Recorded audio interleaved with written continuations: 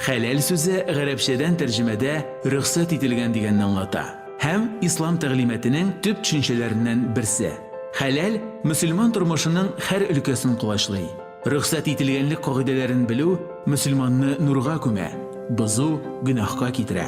Хәләл азык-төлек һәм хезмәтләрне сыйлауда Татарстанлыларга Татарстан Республикасы мөселманнары Диния нәзарәтенең Хәләл стандартлар комитеты ярдәм итә. 12 ел дәвамында Хәләл комитеты Татарстанда хәләл азык-төлек җитештерү һәм сатуга, хезмәт күрсәтүгә күзәтчелек итә.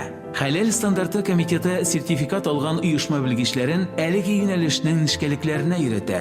Хәләл стандарт комитеты сертификат алган оешма белгечләрен әлеге юнәлешнең нечкәлекләренә өйрәтә.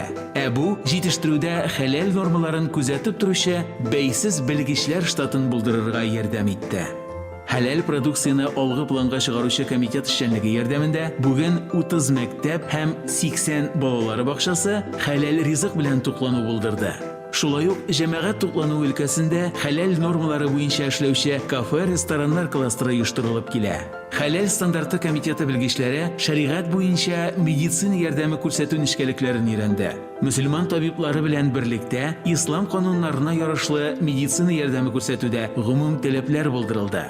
2015 елдан башлап Татарстан Республикасы Диния нәзарәтенең Хәләл стандартлары комитеты Бөтендөнья Хәләл советының тулы вәкаләтле вәкиле. Бу Россия предприятиеләренә хәләл продукцияны чит дәүләтләргә экспортлауда булышу мөмкинлеге дә бирә. Бүген комитет хәләл продукция җитештерүче 100дән артык оешма һәм эшмәкәр белән хезмәттәшлек итә.